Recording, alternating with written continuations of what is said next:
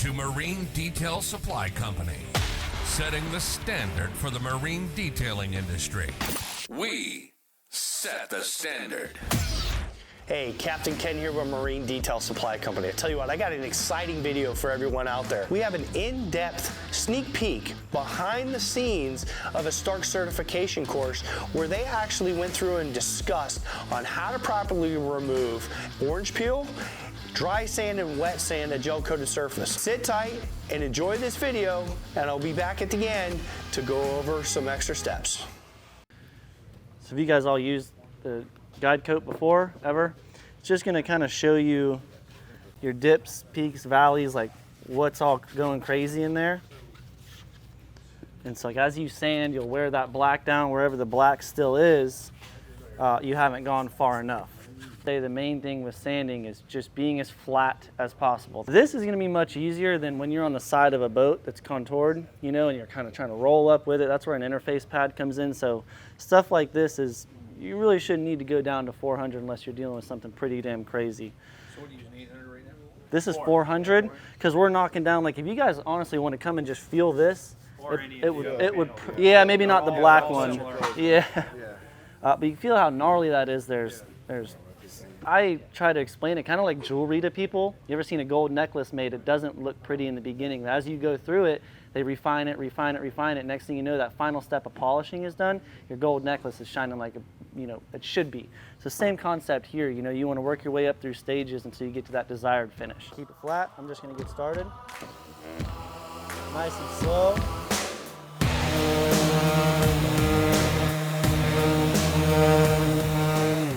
Even just one pass. Looks like someone stepped on it, but just that first step, you're starting to see it. Someone really did step on it. So I'm gonna just continue through the whole sandal. I'm not pushing down really at all. I'm kind of just letting the pad in the machine do its thing. Light pressure, left, right, and follow with an even up and down.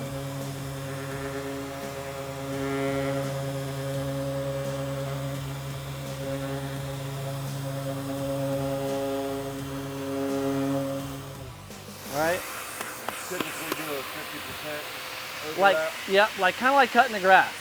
That's how I explain. I try to find ways for you guys to kind of like grasp what's going on. So cutting the grass, you always want to hit that 50-50 line to make it look really good. The same thing here. I'll end up putting a little more of that coat down. See where you got dull and then shining? That shining is still the original that they shot down. So he's going to get through about 50% of that peel, and then he'll switch over to like the 600, and then he'll get through 75, and then he'll put on the interface and go to like 800. Yep. Like John said in the beginning, you know, when you're sanding on the side of a boat and just trying to use your eyes, you could get, for instance, an entire side of a 36-foot yellowfin done that's dark blue, bust your lights out, and you're like, oh my God. Now you're starting to see how horrible of a job you've had to do. So I had to sand that boat 3 different times based off my eyes. Now if I would have been using this, I would have been moving section by section until that section was smoothed out completely. So same thing, we're gonna run that again until we get this smoothed down.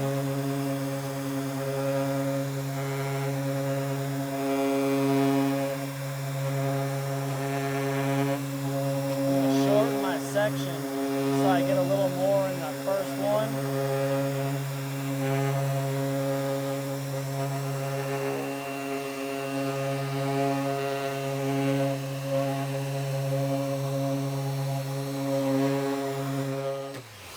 Just a little bit more in there. Probably do another pass and then might be able to switch out right here. That's pretty good. A little bit there. What's up with the footprint though, huh? It is literally a footprint. It's gotta be, right? I'll try to get it out too.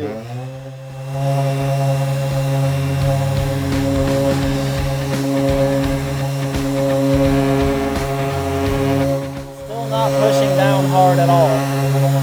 I'm really just using kind of the weight of the machine itself. The more you push down, the more you're prone to put it up on an angle one way or another, resulting in real bad pigtails. And then you're gonna fight those out real hard. So I'm gonna do a little bit more. You can see how much better that looks already. All those little dips and dots are coming out. So this is really important.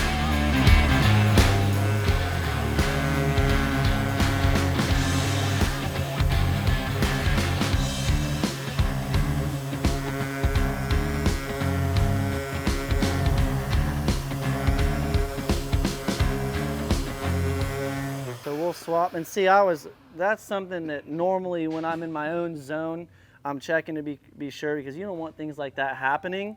The moment that happens, you're gonna be a lot more prone to put some serious pigtails in there. The good news is we're coming over with this. It should kind of eat them out and keep it clean. See how much quicker all that happens. I'll show you the difference between 800 and 400. You already? Yeah.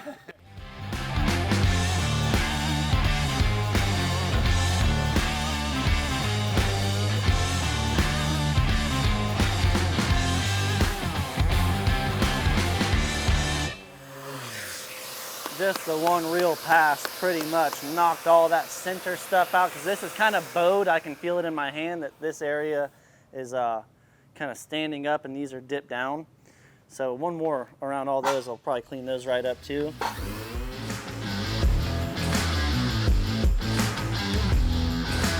So he should be about 75% of the field, which you can see right in here. Right. If capturing all the dust right there. Correct.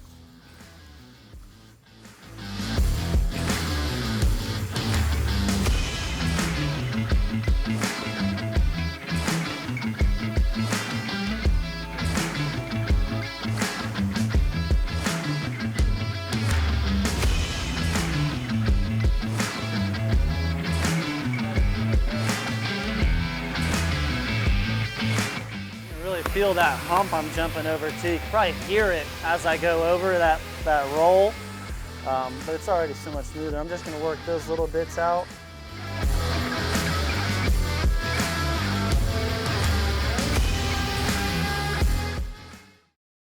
And you can't even do a whole entire section up to down, because by the time you pull all the way down one section, your pad's about toasted. So you really want to take your time, or a bunch of sandpaper. It's better to have more than not have enough. Then you're halfway through a sanded boat like, oh shit, gotta go more. Or in my case, it's happened to where I've sanded and it looks so good, you start to notice there's blotches as you're doing your compounding, and you have to go back and re-sand, or you're gonna sit there and try to level R it out for hours. And it's just smarter to fall back, re-sand those areas, even everything out, which I think I should start using dry coat more often, because that really helps you understand what's happening to the surface in front of you.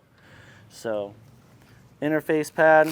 John. Yeah, now we're stepping up to 800, so this will be the last step before dry, but he's going to get 10 passes on 400.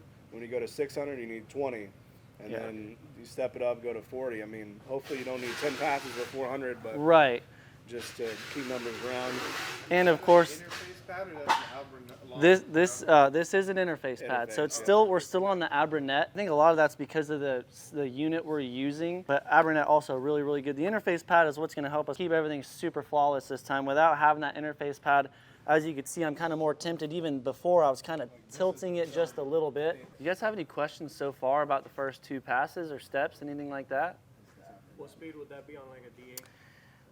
On a DA, probably around 2.5, 3 is where you want to keep it, per se. You don't want that thing spinning. You got to remember this is an oscillator, so the pressure I could put down kind of keeps it minimized. You don't, like I've sanded on like a forced rotation. Be careful, because you can quickly have a heart attack, you know what I mean? But I did that on, you remember I called you, it was a old Edgewater boat that had already been buffed over the old lettering, and to get that kind of aggressiveness, you need to really go hard at it. So ABRANET saved my life on that one. What did you say about not using a forced rotation with is that?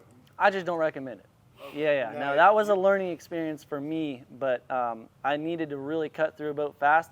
I've seen people put MIRKA ABRALON on rotary machines.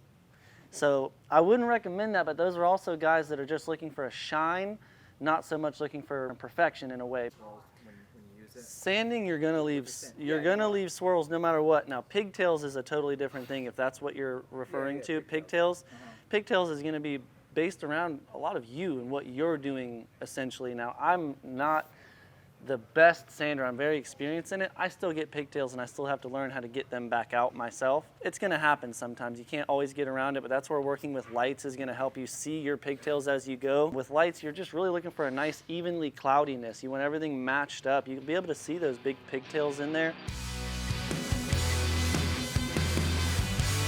I always keep that same path of left, right, up and down.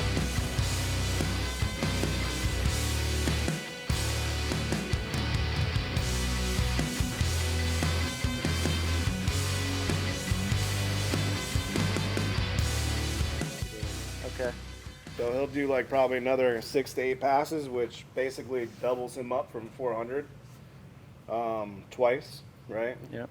And then we'll be ready to wet sand.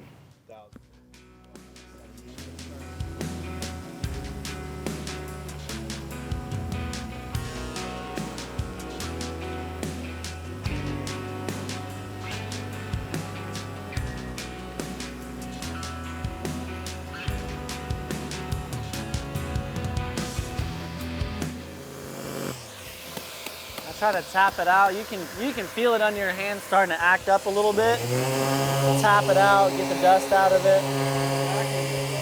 I know, but it's still like, so it'll cake up into these little right. It'll kind of cake up into those little grooves, and typically just a tap will pop it out. Yeah, they're boogers, but those boogers will cause pigtails.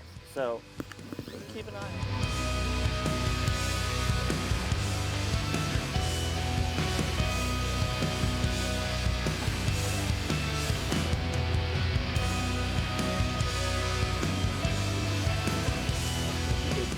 Avoid not having to, spend money on the 1,000.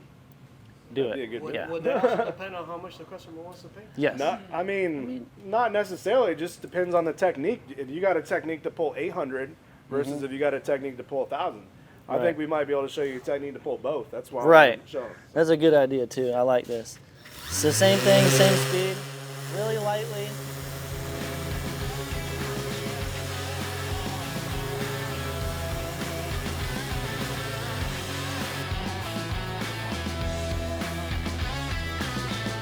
This is that slurry I was talking about. See how real, it's like milky almost, right? I mean, it's disgusting, but if you're going too wet, you're not really gonna be cutting in. So a lot of people will keep a water hose and just whoosh, spray the boat down. Don't overthink it. Like right here, I'll add a mist just to keep that slurry going. It's damp sanding. It's not really called wet sanding. Right, wet sanding right. Is like a hose continuously. Yeah, and This it is just keeping the surface damp. you don't get a very good result.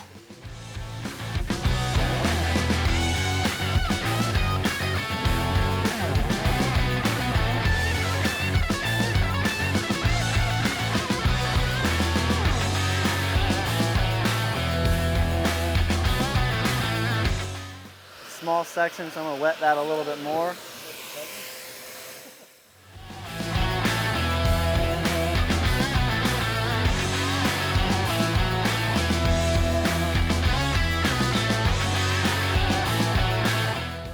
I'm gonna wipe it, mist it, and do it again. All that junk out of there one time.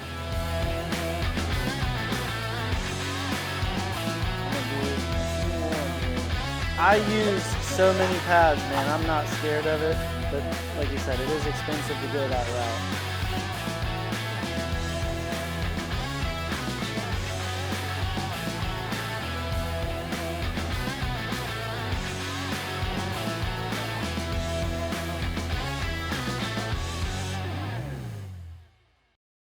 Well, I tell you what, that video was full of amazing information. And for those of you out there that are interested on how to properly compound and polish your boat, we're gonna actually leave a link down in the description below to take you through a perfect process that's going to help you out. With that being said too, if you're interested in any Starke certification courses, make sure you follow us on our social media platforms, because that's really where we announce those classes before any other. With that being said too, if you have any questions at all, leave them down in the comment section below. We'll do our biggest effort to reach out and answer those questions. Last but not least, please make sure you subscribe to this channel. It really helps us grow. That way we can continue to bring great videos like this to each and every one of you out there. Until then, we'll see you next time. Make sure to subscribe, hit the like button, and comment on our content. We encourage engagement and debate. Be on the lookout for more product reviews, tutorials, and interviews just like this. Follow us on social media for free giveaways weekly. See you next time.